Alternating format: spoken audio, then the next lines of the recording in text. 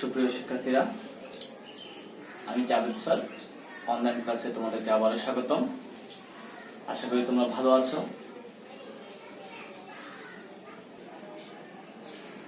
গত ক্লাসে আমি তোমাদেরকে করেছিলাম ষষ্ঠ শ্রেণীর 1.4 অধ্যায় থেকে সমহর বিশিষ্ট ভগ্নাংশ মানের ঊর্ধ্বক্রম এবং অধঃক্রম কিভাবে বের করতে হয়।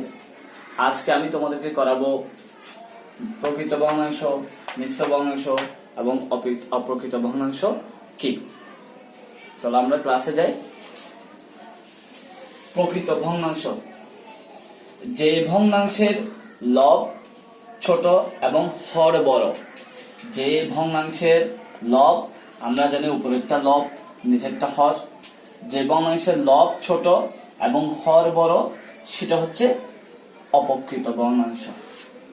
মিশ্র ভগ্নাংশ হচ্ছে যে ভগ্নাংশে একটা সমস্ত থাকে, পাশে একটা সমস্ত থাকলে সেই ভগ্নাংশ হচ্ছে মিশ্র ভগ্নাংশ। আমরা মিশ্র ভগ্নাংশ থেকে অপ্রকৃত ভগ্নাংশ পেতে পারি।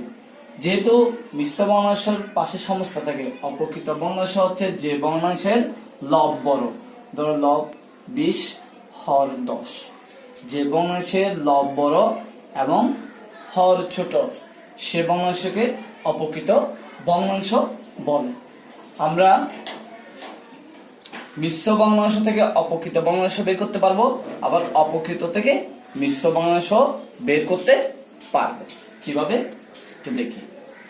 যেমন ধরো এখানে হর আছে 10, লব আছে 3 আর পাশে একটা 5 রয়েছে। ঠিক আমি এটাকে যদি এভাবে করি, এর নিচের হর যেভাবে আছে সেভাবে লিখলাম। এখানে যেহেতু পাশে 5 আছে, হরকে এই 5 দিয়ে হরের সাথে গুণ, লবের সাথে যোগ, হরের সাথে গুণ, লবের সাথে যোগ। এই 5-এর সাথে আমরা 10টা গুণ করব আর এই 3টা যোগ করব। আমি সহজ করার জন্য এটা তোমাদেরকে রাফে দেখালাম। এখন দেখো এই 10, 5 10 50, 50-এর সাথে 3 যদি আমরা যোগ করি কত হয়? 53। তাহলে আমরা মিশ্র ভগ্নাংশ থেকে অপ্রকৃত ভগ্নাংশে বের করতে পারছি। আবার অপ্রকৃত ভগ্নাংশ থেকে মিশ্র ভগ্নাংশ বের করা যায়। যেহেতু লব যদি বড় হয়, হর যদি ছোট হয়, মনে করবো সেটা অপ্রকৃত ভগ্নাংশ। এই অপ্রকৃত ভগ্নাংশ থেকে আমরা মিশ্র ভগ্নাংশ বের করতে পারবো। আবার মিশ্র ভগ্নাংশ যদি প্রশ্নে দেওয়া থাকে সেটা থেকে আমরা অপ্রকৃত ভগ্নাংশ বের করতে পারবো। এখন কিভাবে অপ্রকৃত থেকে মিশ্র ভগ্নাংশ বের করতে হয়? যেমন এই লবকে আমরা যদি হর দিয়ে ভাগ করি, 5 10 50, এদিকে আছে কত? 3 থেকে 0 গেলে 3, তাহলে এই 5 এর নিচে যাবে 10 আর এই 3টা যাবে উপরে। ঠিক অপ্রকৃত মিশ্র থেকে অপ্রকৃত বের করা যাবে, আবার অপ্রকৃত থেকে মিশ্র বের করা যাবে। আশা করি তোমরা বুঝতে পেরেছ। একটু দেখো, এখন তোমাদেরকে করাবো আমি 1.4 থেকে 8 নাম্বার অঙ্কটা। একটু প্রশ্ন দিকে দেখো।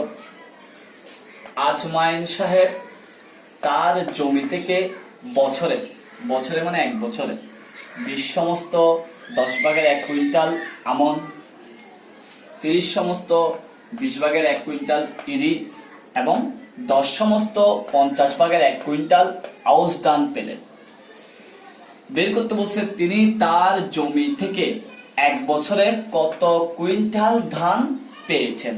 তাহলে মোট কত কুইন্টাল ধান পেয়েছেন। আমরা জানি যদি মোট বের করতে বলে, খুব সোজা অঙ্ক, একটু খেয়াল করো। আমরা জানি যদি মোট বের করতে বলে তাহলে আমরা শুধু একটা কাজ করব, যোগ করে দেব। এই যে 3টা ভগ্নাংশ রয়েছে মিশ্র ভগ্নাংশ, এই 3টা ভগ্নাংশ যোগ করে দিলে আমাদের আজমান সাহেব তার জমি থেকে কত কুইন্টাল ধান পেয়েছেন সেটা বের হয়ে যাবে। খুব সিম্পল বিষয়। দেখেন তাহলে আমরা দেখি, আজমান সাহেব মোট ধান পাবেন, এখানে আছে 20 ভাগের 1 কুইন্টাল, তারপর হচ্ছে 30 সমস্ত 20 ভাগের 1 কুইন্টাল এবং 10 সমস্ত 50 ভাগের 1 কুইন্টাল। এই 3টা আমরা শুধু যোগ করব, এই 3টা আমরা যোগ করব।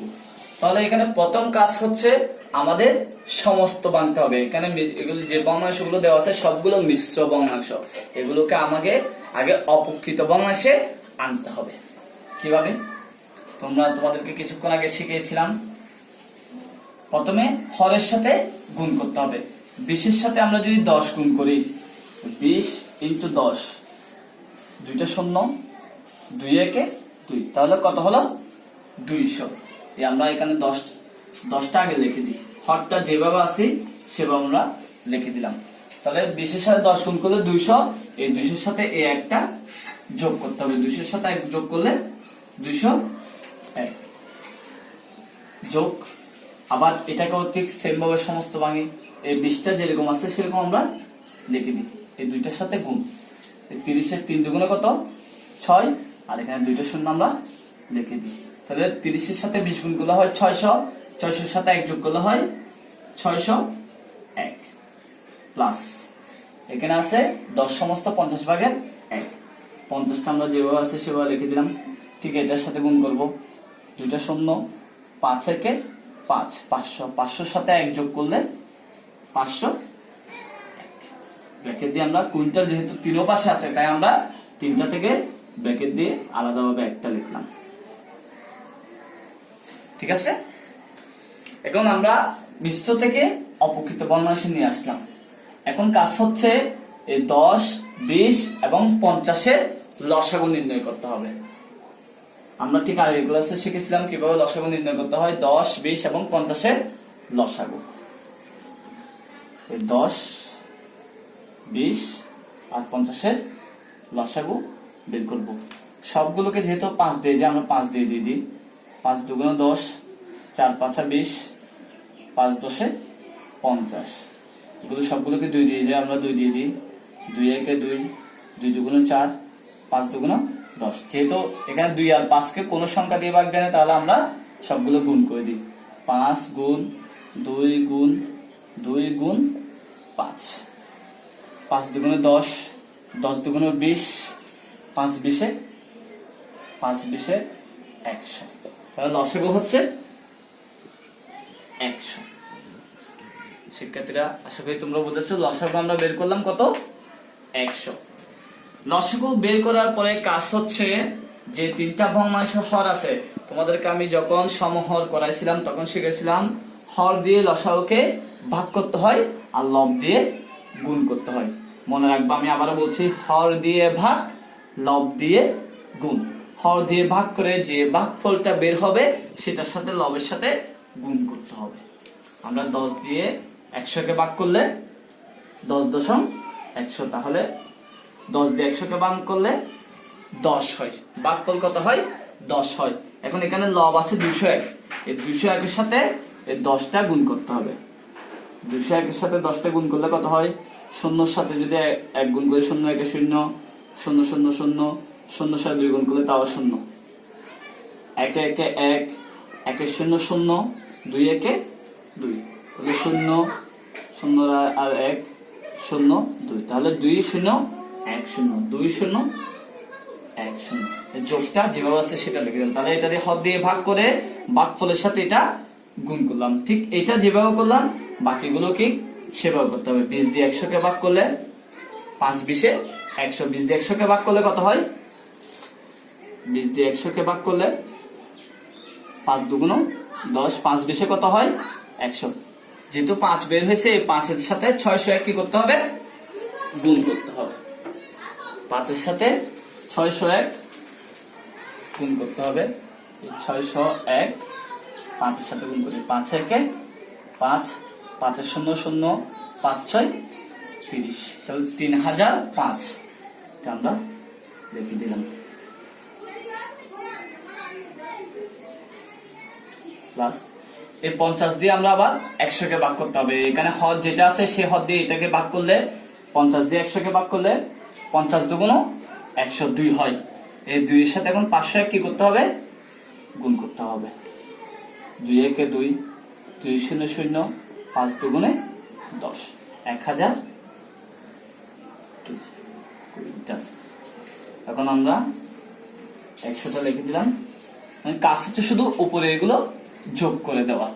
2 0 1, 2010, 3005 আর 1002 যোগ করব। কিভাবে আমরা রাফে করতে পারি চাইলে?